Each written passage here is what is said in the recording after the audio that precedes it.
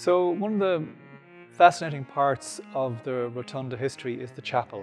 And Mosse had a vision after the whole care for women and babies was the connection around charity. And clearly he had tapped into the mindset, the charitable mindset of people at the time. When he travelled back through London, he would have gone to visit the area in Greenwich, the Maritime Museum, which had been there for a few hundred years. He would have gone to see the most beautiful chapel, a small chapel in Greenwich. And some of the things he would have seen in that chapel, he replicated here in the Rotunda because they're quite beautiful and extraordinary. And some of those things you'll see here, and I'll point them out in a moment. But his vision was to have a chapel as a centerpiece in the hospital, effectively the jewel in the crown. In terms of the building itself, Castles unfortunately died before the building was complete, but as I said, it opened on the 8th of December 1757. Sadly, over the following year or two, Mosse became quite unwell. I think he was hit hard by the accusations of embezzlement and fraud, but recovered from that. He appointed one or two other doctors to help him because the numbers that were now delivering at the Rotunda had increased substantially, so he needed medical help.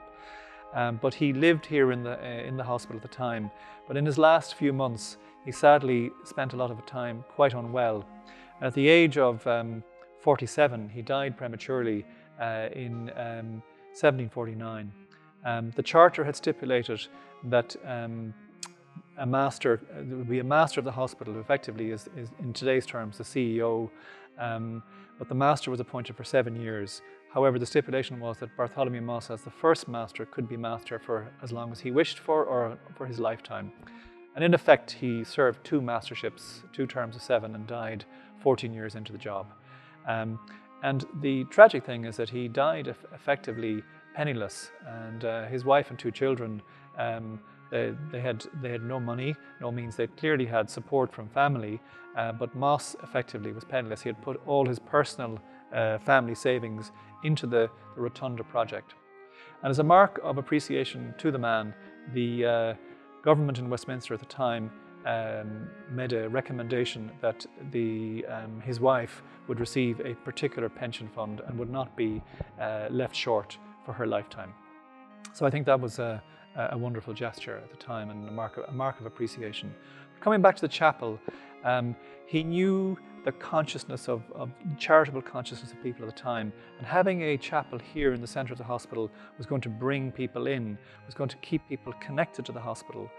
And if you look around you, you will see various family crests, and these were leading families of the day, very well off merchants, dukes, duchesses, lords and ladies, and there are many names here that you will see on street names in Dublin, like Shelburne, like Northumberland, Rutland, and many, many more.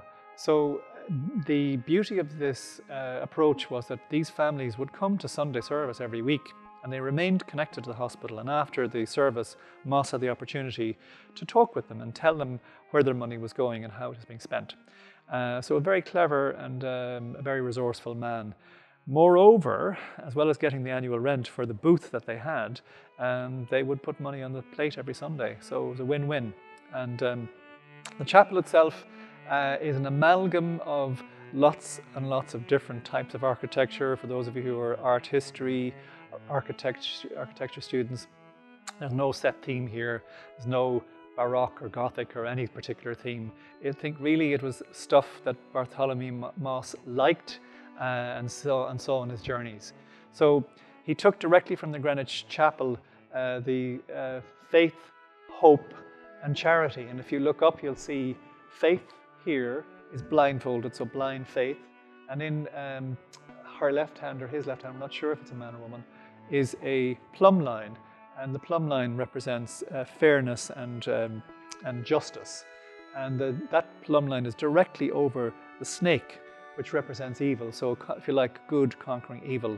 And on the right side, in parallel, you have the cross representing good in the right hand. And the right foot is stamping down on the fox. And the fox, for some reason, in past has been a representation of evil. So again, good over evil, both sides. Over here you have Hope, and Hope is looking out to sea in a way with the anchor, and it's an allegory used in maritime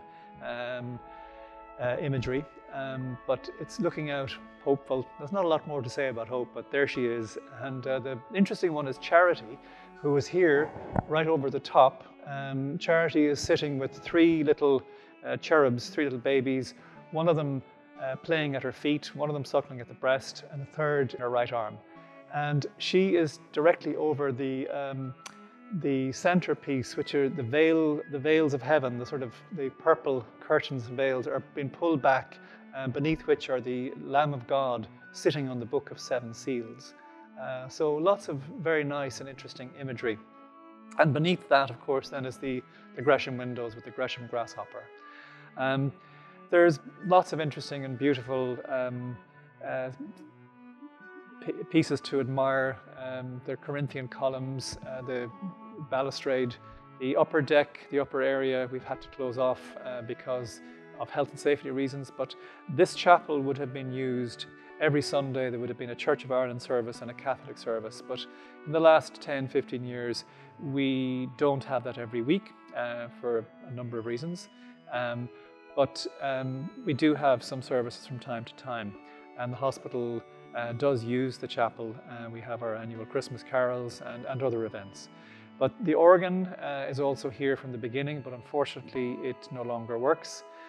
A number of us have looked over the years and, having read the Da Vinci Code, wondered whether there was hidden treasure. We have scoured and searched, but we haven't found anything yet. But it's quite a lovely, lovely place to come. It's as we're standing here now, it's incredibly quiet. We are right in the middle of one of the busiest postnatal wards in Europe. The public postnatal ward is split into 2, and we have 45 mothers and at least 45 babies, because at least 2 or 3 of those mums have had twins, so 45 to 50 babies, and you can't hear anything, but they're literally directly outside the door. You open that door and walk out, it's bedlam. So it's quite a lovely place to come. It's peaceful, there's a sense of calm. Staff and patients do pop in here for some quiet contemplation, say a prayer, whatever is troubling them. But it's a most magnificent place to come, and really is the jewel in the Rotunda crown. So the other part of the story is just a little bit to the right. We have the real Rotunda, which is the Ambassador as we know it today. The Ambassador was a cinema, now it's the Ambassador Theatre. Various events are held there. And because of that round shape, that was where the name comes from, the rotondo or round. So it's not the rotondo from the pregnant belly. It's more it's the architecture. That's where the hospital got its name. And then the purpose of building the Ambassador and the Gate. The Gate Theatre was not originally the Gate. It became the Gate in 1928. Previously it was a musical hall, and there were various concerts and musical events held there. And all of those events were purposely to raise money for the hospital. The same for the Ambassador. Charles Dickens would have come to Ireland and would have done readings in the Ambassador, and huge crowds. And again, the Rotunda over those years was very connected to Irish society. Various well-known organisations held their monthly meetings here in the hospital, because we had all these rooms, meeting rooms and venues to host those. The Royal College of Surgeons was founded here in the Rotunda in 1787. The Irish Volunteers Forces, which is the progenitor of the Irish Army, the Irish Navy, the Irish Air Force, was founded here in the Rotunda in, I think, 1913. Some interesting and fascinating aspects of history. Constant Markovich, who was one of our leading rebels and obviously member of our first government, an extraordinary woman who did great things politically, but also great things for the poor, was much revered by the Irish public and was not given a state funeral at the time. But when she died, Bethel Solomons, who was the master of the day, interestingly, a very interesting man, great athlete. Solomons was also capped on the Irish rugby team before he became master. But Bethel Solomons was a clever man, and he realized that the Irish people needed something for Constance Markievicz. So he allowed her to have her state funeral, in effect, here at the Rotunda. So she was laid in state in the pillar room, and thousands of Irish people, Dubliners mainly, filed past to pay their respects. And the funeral cortege left the Rotunda and went down to O'Connell Street, O'Connell Bridge. It took about 6 hours to get from here to there. So, like I say, the Rotunda has been steeply embedded and connected to Irish society. But the purpose of these rooms was very much Mosse's vision: raise money and put it into healthcare and help women and babies. So I think he'd be very proud to see that today the Rotunda still owns those buildings, and the monies raised from leasing them and renting them directly goes for patient care. So it is an extraordinary story. I think Bartholomew Mosse is not the first entrepreneur that we know of. There was a lady before him who, and I can't recall her name, who was recognized as the first official entrepreneur, but Mosse probably was the second. But he was more than that. He had extraordinary vision. I think he would be very, very proud, as we are now in our 275th year of the Rotunda's history. He'd be very proud to see his legacy is still alive and well, and the care provided today is really extraordinary. It is second to none, and the bad outcomes that were in vogue prior to him setting everything up are so much better today. And I would state confidently that we have some of the lowest maternal and perinatal mortality rates on the planet today here at the Rotunda. We have a wonderful team, and I think Mosse would be very proud of what has been achieved. So a great credit to him.